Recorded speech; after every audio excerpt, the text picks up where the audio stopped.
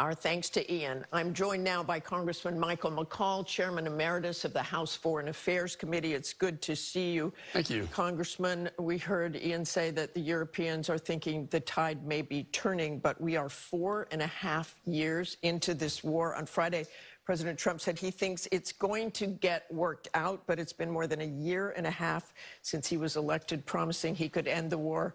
Even before he took office, the strategy really doesn't seem to be working so far.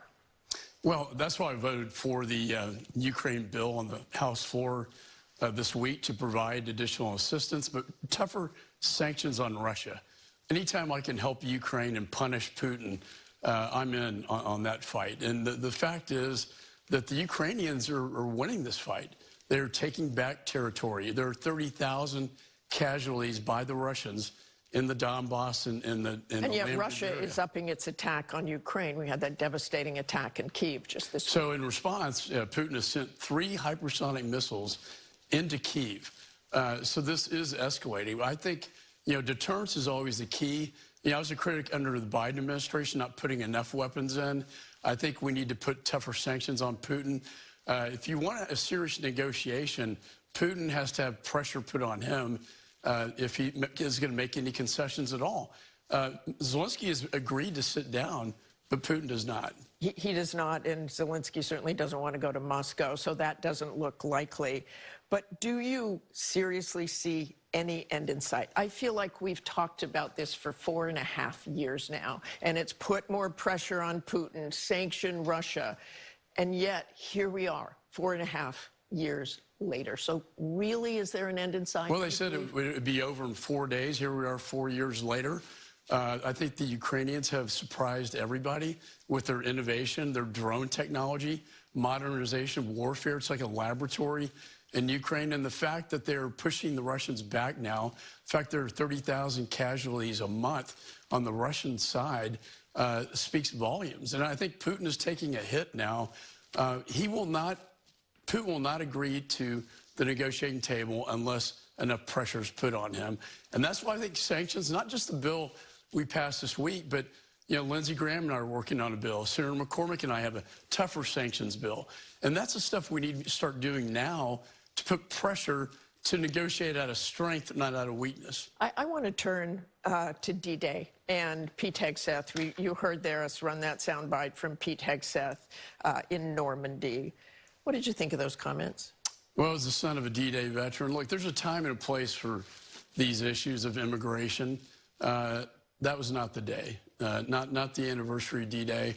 I think out of respect to the veterans, myself being the son of a D-Day veteran, those remarks were out of place. I think it should have been about their sacrifice, their service to their country, and what they did to protect the free world at a time of great peril against Nazi Germany. That should have been the message. It always has been in the past. And quite frankly, I thought it was just inappropriate. Let's turn to another war that has not ended. The president said the war in Iran would be over in 4 to 6 weeks. We are now on day 100, and it was 78 days ago that he told Iran they had 48 hours to open the strait or they would bomb power plants. Where do you see this going? Well, right now you have a ceasefire. They're trying to negotiate. I applaud. But do you really think it's a ceasefire? They're trading fire. Why is it still a ceasefire? Defensive in nature. I agree with General Jack Keane on this one. I think that honestly, the Iranians are dragging this out. They want to drag this out closer to the midterm elections. I don't think they're negotiating in good faith. I mean, look, you got to give. Was the administration prepared for this? Prepared for the strait to be closed? It was obvious in the contingency plans that Iran had that capability, the capacity to close the strait. So I know that had to be in their calculation. I think they thought the regime would implode after taking out the top leadership in the Ayatollah, and that didn't happen. And so, now, but this is the first president in 50 years to actually try to do something about the problem. A nuclear Iran is not acceptable. We've always said that. Every president since 1979. I passed a resolution as chairman last Congress stating by all means necessary, stop a nuclear Iran. So he is taking action on the brink of that. But he has also said in recent weeks that he doesn't think about Americans' financial situation as the war continues. Also said he doesn't care about the midterms. Do you think that is true? Well, I think he's putting national security first, that a nuclear Iran is not acceptable. I do think the American people, though, as they see high gas prices, affordability is going to be an issue. He says he doesn't care about that. Well, it depends if you care about the elections. And I do think the Iranians are going to drag this out closer to the midterms and try to play that card. And we have about 30 seconds here. You've expressed concerns over Bill Pulte as well. I don't believe he's statutorily qualified. He doesn't have any national security intelligence background.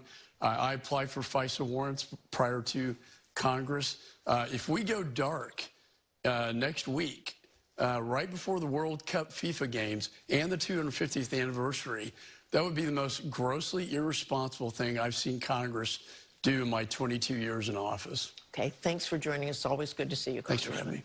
Coming up, the roundtable on the ripple effects from the Maine Senate race and why they're still counting votes in California. We'll be right back.